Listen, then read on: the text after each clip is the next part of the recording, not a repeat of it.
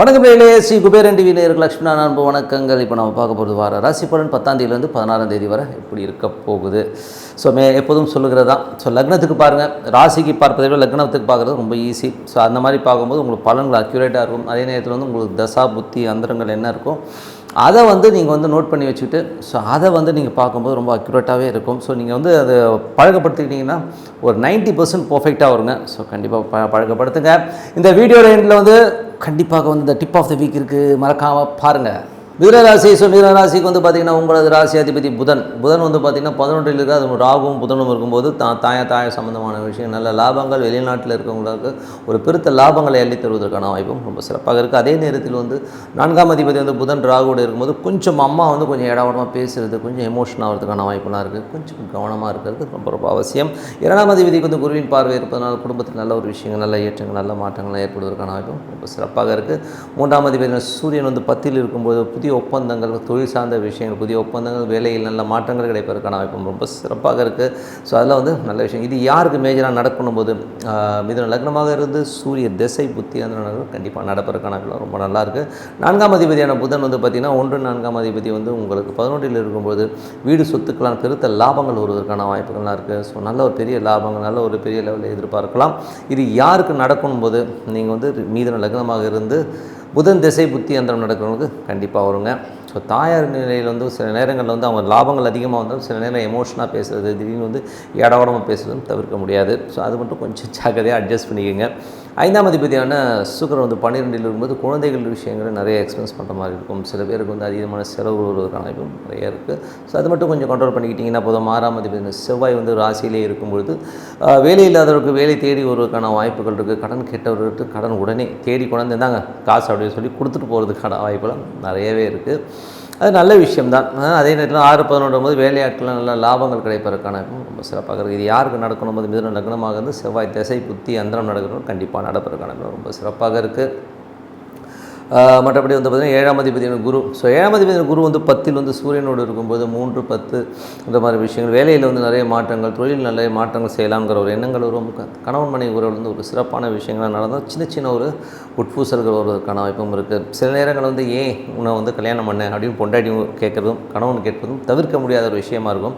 ஏன்னா இந்த குரு சூரியன் அஸ்தங்கம்ங்கிற ஒரு விஷயம் நடக்கும்போது ஒரு விரக்தி நிலை கண்டிப்பாக இருக்கும் கணவன் மனைவிக்கும். தொழிலும் பார்த்திங்கன்னா 10ஆம் இடத்துலேருந்து குருவும் சூரியனும் அஸ்தங்கமாகும்போது எல்லா தொழிலும் பண்ணும்போது திடீர்னு வச்சு என்ன இந்த தொழிலுக்கு வந்துட்டேனே அப்படின்னு திடீர்னு நினைக்க தோணும். அந்த தொழிலில் சின்னதாக ஒரு சலனங்கள் ஏற்படுவதற்கான நிறைய இருக்குது. ஸோ அதனால் கொஞ்சம் கவனமாக இருக்கும். சூரியனுங்கிறது மாத கிரகம், கொஞ்சம் வேகமாக போயிடும். ஸோ அதனால் ஒன்றும் பெரிய ப்ராப்ளம் இல்லை. ஸோ நீங்கள் இது யாருக்கு மேஜராக நடக்கும்போது மிதுன லக்னமாக இருந்த குரு திசை புத்தி அந்தரம் நடக்கிறவங்க சூரிய திசை புத்தி அந்தரம் நடக்கிறவங்க கண்டிப்பாக நடப்பதற்கான ரொம்ப சிறப்பாக இருக்குது. 11ல் உள்ள புதனும் ராகும் பெருத்த லாபங்களை கொடுக்கும்.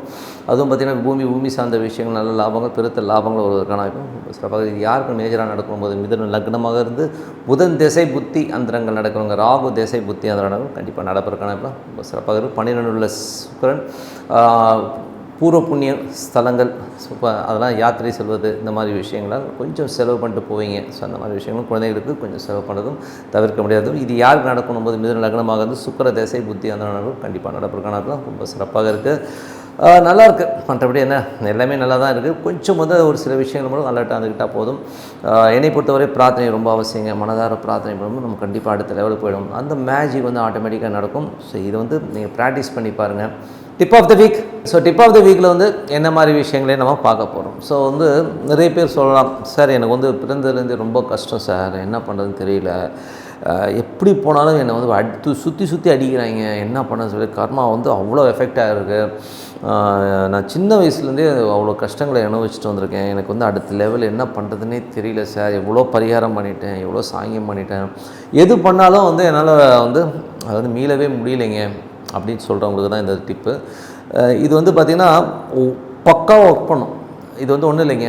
இது உங்களுக்கு என்ன பரிகாரம் பண்ணி ஒர்க் அவுட் ஆகலை, என்ன பண்ணுறதுன்னு தெரியல, நான் வறுமையில் இருக்கேன், ரொம்ப கஷ்டப்படுறேன், அடுத்த லெவல் எப்படி போகிறதுன்னு தெரியல, ஒரு பக்கம் கடன் பிரச்சனை, வீட்டுக்கார பிரச்சனை, குடும்ப பிரச்சனை, ஏகப்பட்ட பிரச்சனை இருக்குது, இதுலேருந்து வெளியில் வரணும், நான் என்ன பண்ணணும் அப்படின்றவங்களுக்கு நான் விஷயந்தான். இது ஒன்றும் இல்லைங்க. ஒரு அரை டீஸ்பூன் எள்ளு கருப்பு எள் இருக்குது பார்த்திங்களா, அதை வந்து 1/2 டீஸ்பூன் எடுத்து வாயில் போட்டு நல்லா மென்று சாப்பிட்ருங்க. ஓகேங்களா, இதை வந்து பண்ணிட்டு வாங்க. ஆட்டோமேட்டிக்காக உங்களுக்கு கர்மா வந்து விலகிறத பார்ப்பீங்க. நீங்கள் நினைப்பீங்க என்ன சார் எள்ளு சாப்பிட்ட அப்படி ஆகப்பாடு, இல்லைங்க, இந்த கர்மாவை வந்து நீக்குவதற்கான இது வந்து எள்ளில் இருக்குது. கண்டிப்பாக ஒரு 1/2 டீஸ்பூன் எள்ளை வந்து வாயில் போட்டு மென்று சவிச்சிட்டு நல்லா முழுங்க, நல்லா மென்னுட்டு முழுங்க. உங்களுடைய கர்மாக்கள், ஐயோ எத்தனை பிறவிங்க நான் எடுத்தேன்னு தெரியலைங்க, சின்ன வயசுலேருந்து கஷ்டப்படுறவங்களுக்குலாம் வந்து பெரிய ஒரு பிரேக் கிடைக்கும். கண்டிப்பாக பண்ணி பாருங்கள். ஸோ லைஃப்பில் வந்து ஒரு நல்ல பிரேக் கிடைக்கும் சார். ஸோ நல்லதே நடக்கட்டும். அடுத்த வாரம் சந்திப்போம். நன்றி, வணக்கம். ஸ்ரீ குபேரன் டிவியை பார்த்தமைக்கு நன்றிகள். மேலும் இது போன்ற தகவல்களை தெரிந்து கொள்ள ஸ்ரீ குபேரன் டிவியை சப்ஸ்கிரைப் செய்யுங்கள். மறக்காமல் பெல் ஐக்கானை கிளிக் செய்யுங்கள்.